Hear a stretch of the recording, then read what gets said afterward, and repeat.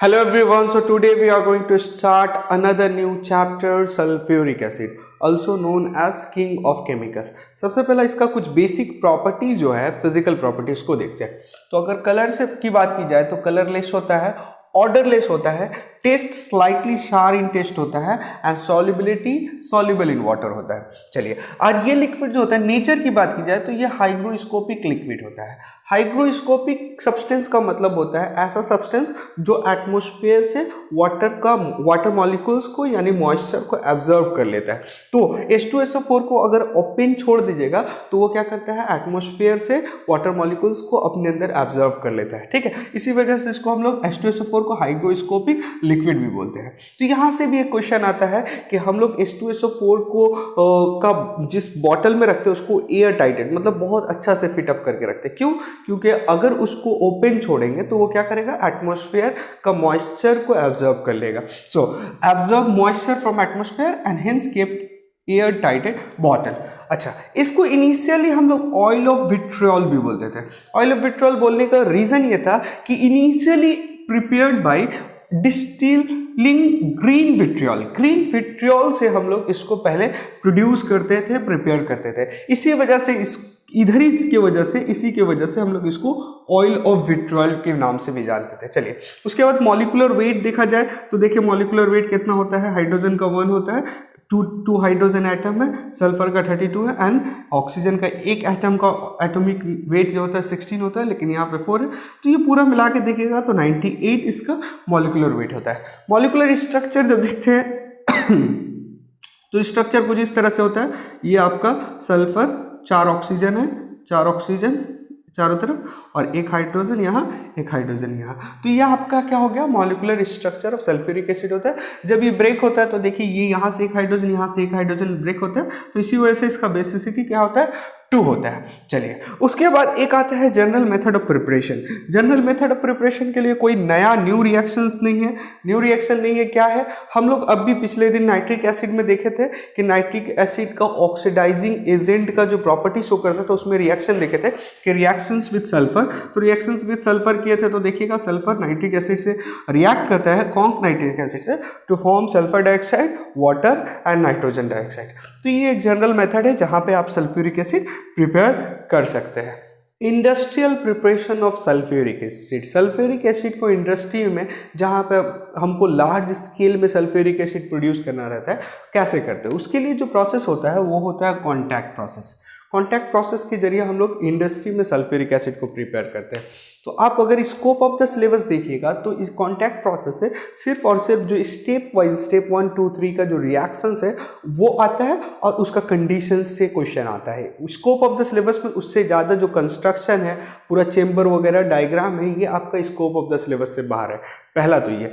दूसरा ये कि अभी जो फर्दर रिड्यूस सिलेबस किया गया है 2021 के लिए, 2021 के स्टूडेंट के लिए, उसमें ये कॉन्टैक्ट प्रोसेस को रिमूव कर दिया गया है। So if you are a student of 2021 ICSE तो आप ये कॉन्टैक्ट प्रोसेस का आप लेक्चर को थोड़ा स्किप कर लीजिए। प्रॉपर्टीज जो केमिकल प्रॉपर्टी है वहां से आप स्टार्ट करिए, कंटिन्यू करिए। तो अगर पहले हम देखते हैं कैसे हम कॉन्टैक्ट प्रोसेस से सल्फ्यूरिक एसिड को बनाते हैं, तो इसके लिए जो प्रोसेस है सबसे पहला क्या किया जाता है, स्टेप 1 में production of sulphur dioxide. Sulphur dioxide को हम लोग प्रोड्यूस करते हैं।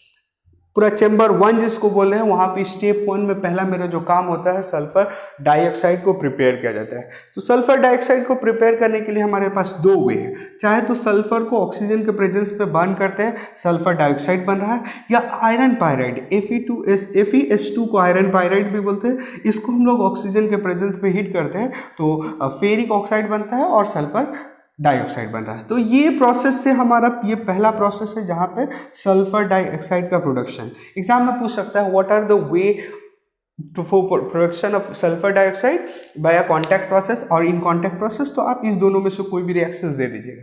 इसके बाद जो होता है हमारा दूसरा जो है वो होता है oxidation chamber, oxidation of sulphur dioxide two sulphur trioxide, जिसमें हम लोग सल्फर डाइऑक्साइड जो हमारे पास रहता है उसको सल्फर ट्राइऑक्साइड में कन्वर्ट करते हैं। हैंसेंस यहाँ पे एडिशन ऑफ ऑक्सीजन हो रहा है, इसी वजह से इसको हम लोग क्या बोलते हैं, ऑक्सीडेशन। और इस जिस चेंबर में होता है उसको ऑक्सीडेशन चेंबर के नाम से भी जाना जाता है। चलिए, यहाँ पे आपका क्या होता है, सल्फर डाइऑक्साइड को हम लोग ऑक्सीजन के प्रेजेंस में हीट करते हैं at a temperature of 450 to 500 centigrade. And catalyst जो यूज़ करते हैं यहाँ पे वेनेडियम पेंटाऑक्साइड लेते हैं और प्रेशर जो होता है 1 to 2 एटमॉस्फेरिक प्रेशर रहता है। चलिए यहाँ पे देखिए कैटलिस्ट भी यूज़ हो रहा है ना, इस वजह से इसको कैटलिक चेंबर भी बोला जाता है। और देखो एडिशन ऑफ ऑक्सीजन हो रहा है ना, देखिए एडिशन ऑफ ऑक्सीजन हो गया तो ये ऑक्सीडेशन भी हो रहा है, तो इसी वजह से इसको ऑक्सीडेशन चेंबर भी बोलते हैं। Oxidation of sulphur dioxide two sulphur trioxide, ये आपका कंडीशन जो है ये याद रखिएगा, ये कंडीशन बहुत बार पूछता है, ठीक है। चलिए उसके बाद जो होता है एब्जॉर्प्शन ऑफ सल्फर ट्राइऑक्साइड। ये जो सल्फर ट्राइऑक्साइड हुआ है ये एब्जॉर्प्शन होता है, मतलब यहाँ से आपको इसमें वाटर में इसको डिसॉल्व किया जाता है और सल्फ्यूरिक एसिड हमारा जो मेन टारगेट है वो प्रोड्यूस करते हैं। तो क्या एब्जॉर्प्शन मतलब हम इसमें वाटर को डिसॉल्व करेंगे सल्फर ट्राइऑक्साइड में, तो ये क्या डायरेक्टली प्रोसेस जो होता है सल्फर ट्राइऑक्साइड में वाटर को डालो सल्फ्यूरिक एसिड मिल जाता है, ऐसा प्रोसेस होता नहीं है। क्यों नहीं होता है, क्योंकि ये जो सल्फर ट्राइऑक्साइड है ना ये वाटर में ज़्यादा सॉल्युबल नहीं है, वेरी लिटिल अमाउंट सॉल्युबल है, पहला प्रॉब्लम। दूसरा ये अगर थोड़ा लिटिल अमाउंट ये भी है ना सॉल्युबल है तो ये रिएक्शंस होगा बहुत एक्सोथर्मिक होगा, तो huge amount of heat release होता है। इसी वजह से हम लोग क्या करते हैं, इसको पहले सल्फर ट्राइऑक्साइड को पहले हम लोग कॉन्क H2SO4 जो हमारे पास पहले से है उसमें उसको डिसॉल्व करते हैं, जिससे वो क्या बनता है, देखिए SO3 है, इसमें H2SO4 तो H2 ये S1 S2 हो जाएगा और O4 O यहाँ पे 3 और ये 4 कितना हो जाएगा O7, तो H2S2O7 जिसको हम लोग ओलियम या पायरोसल्फ्यूरिक एसिड भी बोलते हैं, ये प्रोड्यूस होता है। अब वो जो होता है वाटर में डिसॉल्व किया जा सकता है, तो इसमें आप वाटर को ऐड करते हैं जिसको डाइल्यूशन बोलते हैं और हमारा अब सल्फ्यूरिक एसिड प्रोड्यूस किया जाता है। तो पहले डायरेक्ट प्रोसेस से हम लोग सल्फर ट्राइऑक्साइड में वाटर डाल के सल्फ्यूरिक एसिड नहीं बना सकते, तो ये प्रोसेस पॉसिबल नहीं है। उसके लिए क्या करते हैं, पहले उसमें कॉन्क सल्फ्यूरिक एसिड डालते हैं जो पहले से प्रिपेयर किया हुआ है, उसको वो फॉर्म करता है ओलियम का फॉर्मूला पूछ लेता है H2S2O7 और उसको फिर उसमें वाटर को ऐड करते हैं जो प्रोसेस को डाइल्यूशन बोलते हैं। और यहाँ पे देखिए अब जो होगा 2 molecules of sulphuric acid produce किया जाएगा जिसका सल्फ्यूरिक एसिड पूरा, और ये ओलियम का ये तो कॉमन नेम है इसका, अगर कॉमन ये नेम जानिएगा तो होता है pyrosulphuric acid. So this are the process from क्या है कॉन्टैक्ट प्रोसेस से ये पूरा प्रोसेस है। Dilution of sulphuric acid, sulphuric acid को डाइल्यूट कैसे करते हैं, हमारे पास कॉन्क सल्फ्यूरिक एसिड रहेगा, उससे हम लोग डाइल्यूट सल्फ्यूरिक एसिड को कैसे गेन करेंगे। तो उसके लिए 2 मेथड हो सकता था, चाहे तो हम लोग सल्फ्यूरिक एसिड है उसमें वाटर को डाल देते हैं, मान लीजिए एक कंटेनर है उसमें सल्फ्यूरिक एसिड है, हम वाटर को ऊपर से डाल रहे हैं, चाहे तो वाटर है उसमें सल्फ्यूरिक एसिड को डाल रहे हैं। तो कौन सा प्रोसेस हमारे लिए सुटेबल है, ये प्रोसेस से हमें बहुत प्रॉब्लम होता है, ये हमारे लिए सुटेबल है क्यों होता है देखते हैं। ये प्रोसेस में इफ वाटर इज एडेड, अगर हम लोग वाटर ऐड करते हैं to avoid to the acid, अगर हम लोग एसिड में वाटर को ऐड कर रहे हैं, मतलब एसिड रखा हुआ कहीं पे बहुत ह्यूज अमाउंट में, हम उसमें वाटर को डाल रहे हैं, there is sudden increase in the temperature, क्योंकि ये जब रिएक्शन करता है वाटर से तो क्या होता है एक्सोथर्मिक रिएक्शन होता है, इंक्रीज इन टेम्परेचर होगा। And acid being bulk, acid बहुत ज़्यादा है ना, टेम्परेचर बहुत ज़्यादा होगा, टेंड टू ब्रास्ट, और ये ब्रास्ट कर सकता है और यहाँ पे एक्सप्लोजन हो सकता है। लेकिन इस केस में क्या होता है, जब हम लोग एसिड में मतलब क्या है आपको यहाँ पे एसिड को हम लोग ऐड कर रहे हैं, तो क्या है वाटर का क्वांटिटी ज़्यादा है ना, एसिड को स्मॉल ड्रॉप में हम एडिट करेंगे और हम लोग उसको स्टेयर से आपको उसको हिलाते भी रहेंगे, ठीक है। तो acid is added to water, तो क्या होता है acid being heavier, acid heavier होने की वजह से वो नीचे आ जाएगा, सेटल डाउन। अब जो हीट भी रिलीज होता है ना वो क्या होता है वाटर में डिस्पैच हो जाता है, the evolve heat is dispatch in water itself and hence जो आपका ब्रास्ट का एक्सप्लोजन का जो टेंडेंसी था उसको स्लो कर देता है। तो ये एक वे है, हम लोग को क्या करना होगा, वाटर ज़्यादा क्वांटिटी में रहेगा और एसिड को हम लोग स्मॉल अमाउंट में उसमें डालेंगे, ना कि आप एसिड बहुत ज़्यादा है उसमें जाके वाटर को डाल दिए, तो वहाँ पे हम लोग का एक्सप्लोजन होने का चांसेस बहुत ज़्यादा रहेगा। इस वजह से डाइल्यूशन के प्रोसेस में हम लोग ये मेथड को यूज़ नहीं करते, ये मेथड को यूज़ करते हैं।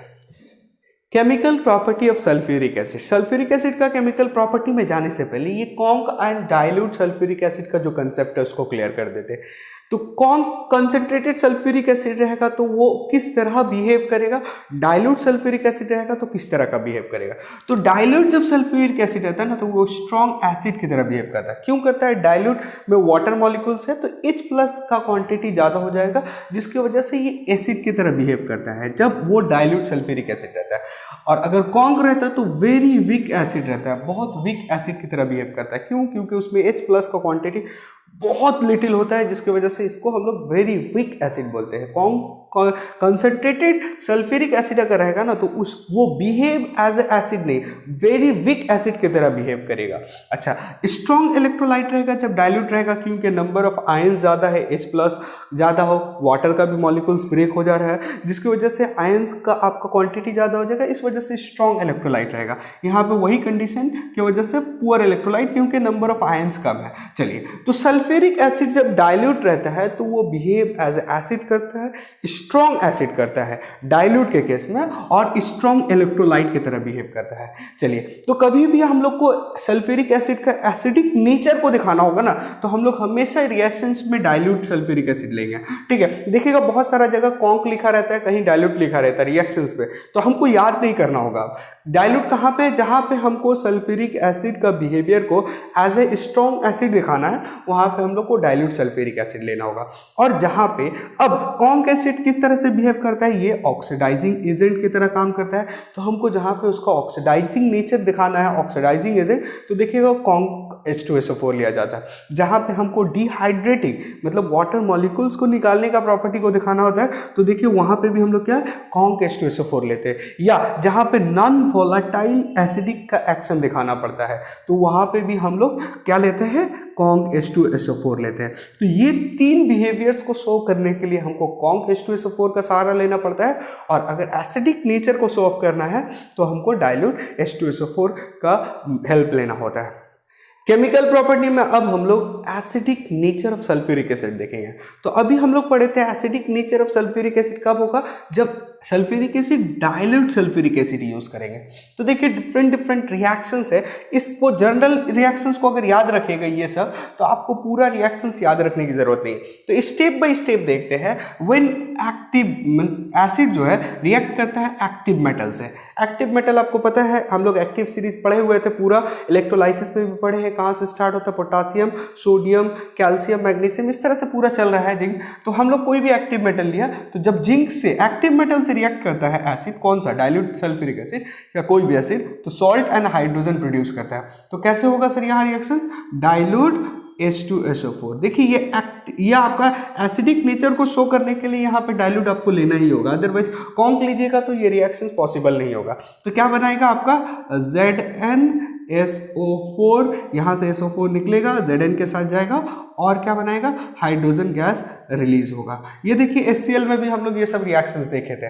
तो पहला आपको एसिडिक नेचर शो कर रहा है, when active react with active metal form salt and hydrogen gas is released. Now second one, when react with base it form salt and water neutralization reactions। तो कोई एक बेस ले लेते हैं, देखिए कैल्शियम हाइड्रोक्साइड लिया, रिएक्ट विथ डाइल्यूट H2SO4। यहाँ पे देखिए न्यूट्रलाइजेशन रिएक्शन फॉलो करने के लिए कॉन्क नहीं ले सकते हम लोग, डाइल्यूट लिए। क्यों, डाइल्यूट लीजिएगा तभी वो एसिडिक नेचर को फॉलो करेगा। ठीक है, तो क्या हो रहा है, देखिए क्या हो जाएगा, कैल्शियम सल्फेट बन जाएगा और H2O बन जाएगा, CaSO4 एंड H2O वाटर बन जाएगा। चलिए सॉल्ट एंड वाटर फॉर्म हो रहा है। चलिए तीसरा जो रिएक्शंस है वो कार्बोनेट है और बाइकार्बोनेट के साथ, मतलब मेटल कार्बोनेट मेटल बाइकार्बोनेट के साथ रिएक्ट करता है। तो क्या करता है, salt water and carbon dioxide. HCl में भी पूरा का पूरा वैसे रिएक्शंस था, salt water and carbon dioxide बनेगा। ठीक है, चलिए तो देखते हैं हम लोग सोडियम कार्बोनेट लिए, डाइल्यूट H2SO4 के साथ रिएक्शन करा रहे हैं। तो क्या हो रहा है, देखिए ये CO2 जो है वो किसके साथ जाएगा, बोलिए, CO3 ब्रेक होगा। CO3 किस में ब्रेक होगा, CO2 में। और यहाँ से जो CO3 से एक ऑक्सीजन बच रहा है वो इस हाइड्रोजन के साथ जाएगा, इस हाइड्रोजन के साथ जाएगा और वाटर बना लेगा H2O। और बच क्या गया, देखिए यहाँ पे SO4 बच जा रहा है, यहाँ पे Na2 बच जा रहा है। तो क्या हो जाएगा, Na2 सोडियम सल्फेट, क्या हो जाएगा, सोडियम सल्फेट बन जाएगा। तो सोडियम सल्फेट बन जा रहा है, कार्बन डाइऑक्साइड, सोडियम सल्फेट क्या है, सॉल्ट है, कार्बन डाइऑक्साइड बन रहा है एंड वाटर बन रहा है। अगर ये बाई आपका रहता है, बाई कार्बोनेट रहता है, तो बाई कार्बोनेट में भी वही रिएक्शंस करेगा, salt, water and carbon dioxide बनेगा। बाई कार्बोनेट लिया है, वही सोडियम का हम ले रहे हैं, सोडियम बाई कार्बोनेट, तो क्या बनेगा, वही Na2SO4 बस CO2 एंड H2O। बोलिए रिएक्शंस बैलेंस नहीं है, बैलेंस कर लीजिएगा। तो देखिए ये चीज अगर आप याद रखिएगा तो केमिकल रिएक्शंस को याद रखना आपके लिए बहुत टफ नहीं रहेगा। ये चीज को आप फोकस करो कि ये चीज को हम लोग अच्छे से याद कर पाए। थर्ड वन के बाद अब फोर्थ पे आते हैं, सल्फाइड एंड बाइसल्फाइड। सल्फाइड किसको बोलते हैं पता है ना, SO3-2 को सल्फाइड बोलते हैं। तो सल्फाइड और बाइसल्फाइड से हम जब रिएक्शन कराते हैं विद एसिड, कौन सा एसिड है यहाँ पे, डाइल्यूट HCl है, डाइल्यूट H2SO4 है, तो यहाँ पे CO3 था, कार्बोनेट था, तो CO2 बन रहा था, कार्बन डाइऑक्साइड बन रहा था, यहाँ पे SO2 बनेगा, बस और कुछ नहीं, बाकी पूरा का पूरा सेम। तो देखिए हम लोग कैल्शियम सल्फाइड लिया है, वो रिएक्ट कर रहा है डाइल्यूट H2SO4 से, तो क्या बनेगा, चलिए देखिए उसी तरह से SO3 क्या बनाएगा, SO2 प्लस यहाँ का एक O, यहाँ का हाइड्रोजन से रिएक्ट करके क्या बनाएगा, H2O, यहाँ SO4 बच जा रहा है, ये Ca, तो क्या बच जाएगा, CaSO4, ये आपका हो गया। चलिए अगर बाइसल्फाइड रहेगा तो क्या होगा, बाइसल्फाइड में देखिए सोडियम बाइसल्फाइड लिया तो वो उसी तरह से क्या हो जाएगा, NaSO3 plus SO2 plus H2O। उसी तरह अगर सल्फाइड रहेगा IDA तो क्या होगा, एसिड से रिएक्ट करेगा तो सॉल्ट NH2S बनाएगा। तो हम लिखे देखिए sodium sulphide react with H2SO4 क्या बना रहा है, सॉल्ट में क्या बनेगा, देखिए ये आपका जो Na है वो आपका SO4 के साथ चला जाएगा, तो क्या हो जाएगा Na2SO4 और H2S, हाइड्रोजन सल्फाइड आपका बनेगा, H2S बन जाएगा। उसी तरह ZnS लिया, ZnS जब डाइल्यूट HCl से रिएक्ट कर रहा है तो ZnSO4 एंड H2S। ये पूरा आपका एक्शन जब H2SO4 बिहेव एज ए एसिड कर रहा है वो पूरा रिएक्शन है, इसको स्क्रीनशॉट कर लीजिए, that's enough. Concentrated sulphuric acid का अब केमिकल प्रॉपर्टी को देखेंगे। तो हमको पता है कॉन्सेंट्रेटेड सल्फ्यूरिक एसिड बिहेव किस तरह से करता है, एज एन ऑक्सीडाइजिंग एजेंट करता है, एज ए डिहाइड्रेटिंग एजेंट करता है और as a non volatile acid करता है। चलिए तो अब स्कोप ऑफ द सिलेबस में आपका ऑक्सीडाइजिंग एजेंट का प्रॉपर्टी में सल्फर का और कार्बन और सल्फर का रिएक्शंस है, इससे ज़्यादा और कुछ नहीं। तो वही रिएक्शंस को देखते हैं। When carbon react with comp H2SO4 it form carbon dioxide और क्या बनता है, वाटर बनता है एंड सल्फर डाइऑक्साइड बनता है। ये आपका एकदम ये एक्चुअली ये बनता है कार्बोनिक एसिड, लेकिन कार्बोनिक एसिड वीक होने की वजह से फिर वो डिकम्पोज होकर carbon dioxide and water form करता है। तो when carbon react with comp H2SO4 it form carbon dioxide, water and sulphur dioxide. ये रिएक्शंस को नोट कर लीजिए। और देखिए ये ऑक्सीडाइज हो रहा है कि नहीं, देखिए यहाँ पे कार्बन क्या है, कार्बन से किस में कन्वर्ट हो जा रहा है, carbon dioxide, addition of oxygen हो रहा है ना, तो इसी वजह से उसको हम लोग ऑक्सीडेशन बोलेंगे। और ये हो किसके वजह से रहा है, इसके वजह से हो रहा है ना, कॉन्क H2SO4 की वजह से, इसी वजह से इसको ऑक्सीडाइजिंग एजेंट बोलेंगे। तो यहाँ पे सल्फ्यूरिक एसिड देखिए behave as an oxidising agent कर रहा है। उसी तरह से जब सल्फर से रिएक्ट कराते हैं तो सल्फर किस में कन्वर्ट होता है, सल्फर डाइऑक्साइड में कन्वर्ट होता है एंड वाटर में होता है। रिएक्शन बैलेंस नहीं है, बैलेंस आप कर लीजिएगा। तो यहाँ पे भी देखिए सल्फर किस में कन्वर्ट हो जा रहा है, सल्फर डाइऑक्साइड में। यहाँ पे भी एडिशन ऑफ ऑक्सीजन हो रहा है ना, तो इसको भी ऑक्सीडेशन बोलेंगे। और किसके वजह से हो रहा है, इसके वजह से हो रहा है H2SO4 की वजह से। इसी वजह से यहाँ पे H2SO4 बिहेव कर रहा है क्या, एज एन ऑक्सीडाइजिंग एजेंट। यहाँ पे अगर डाइल्यूट H2SO4 लेते ना तो ये रिएक्शन नहीं होता, क्योंकि कॉम्प H2SO4 बिहेव करता है एज एन ऑक्सीडाइजिंग एजेंट की तरह। उसके बाद देखते हैं H2SO4 as a dehydrating agent. Dehydrating agent मतलब कोई कंपाउंड से वाटर मॉलिक्यूल्स को रिमूव कर देना। तो इसमें जो रिएक्शंस आपका है, एक शुगर के साथ है, एक कैल्शियम सल्फेट के साथ है।